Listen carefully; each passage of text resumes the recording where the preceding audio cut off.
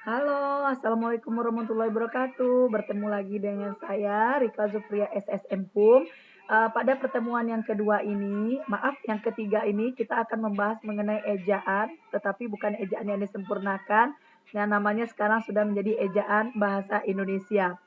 Ananda, berkaitan dengan nama tersebut, kita harus mengetahui bahwa ternyata di Indonesia itu ada beberapa penggunaan nama dari ejaan. Ejaan yang pertama itu namanya ejaan Van Ophuijsen.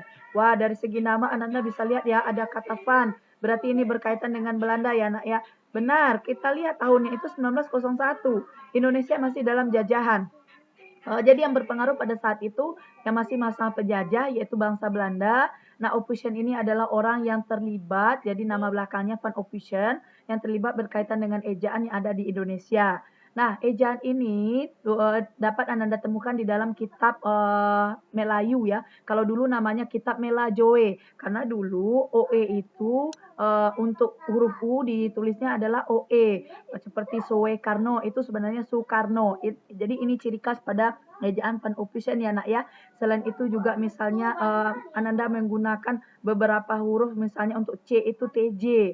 Nah, jadi kemudian DJ untuk J, misalnya Jakarta, DJ Jakarta ya nak ya. Nah, tetapi juga ada yang lainnya, misalnya Ananda masih sering menggunakan penanda untuk kata Jumat, menggunakan seperti itu, seperti tasdik ya. Jumat itu tidak menggunakan tanda tasdik di atas lagi. Ini ejaan lama, Ananda sudah harus menggunakan dengan Jumat, bukan Jumat ya nak ya. Nah, jadi ini beberapa ciri khas dari ejaan Van Ophuijsen yang dibahas dan diubah pada ejaan yang berikutnya yang dinamakan ejaan Republik atau Suwandi. Nah, jadi mengapa dinamakan ejaan Republik? Karena Indonesia sudah merdeka 1947, yang terlibat yang berpengaruh penting pada saat itu adalah Menteri Pendidikan yaitu Suwandi. Nah, ejaan Republik ini jadi segala sesuatu yang mubazir pada ejaan Van Ophuijsen karena dia yang dibaca dengan yang ditulis itu berbeda, kemudian mulai disesuaikan OE itu menjadi U, DJ itu menjadi J, TJ itu menjadi C, dan penanda Jumat itu dihilangkan. Ini sudah dilakukan pada ejaan Republik. Nah, yang ketiga itu ada namanya ejaan baru bahasa Indonesia yang disempurnakan.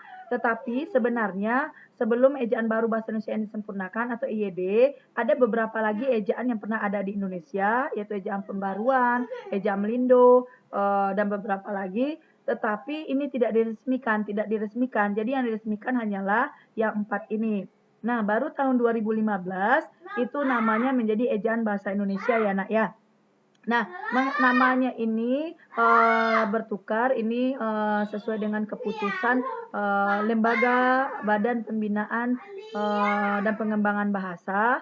Nah, mengapa ditukar? Ibu juga Ananda bisa baca nanti alasannya. Mengapa ditukar? Yang jelas pasti akan ada sesuatu yang berbeda dibandingkan ejaan yang disempurnakan. Artinya ada aturan tambahan misalnya ya nak ya, ada sesuatu yang ditambahkan. Nah, makanya nanti ada pula inovasi, dinamakanlah sekarang namanya ejaan bahasa Indonesia, bukan lagi ejaan yang disempurnakan. Nah, yang perlu Anda pahami juga di sini bahwa ternyata ejaan ini hanya bisa Ananda analisis dalam bentuk tulisan. Sesuatu yang sifatnya lisan itu ejaannya tidak bisa Ananda analisis. Jadi ejaan ini bersifat dengan penggambaran. Jadi sesuatu yang tertulis baru bisa dianalisis ejaannya.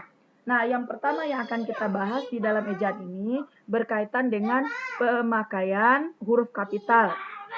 Pemakaian huruf kapital Ibu kelompokkan berdasarkan yang aturannya mirip. Nah, Ibu lihat di sini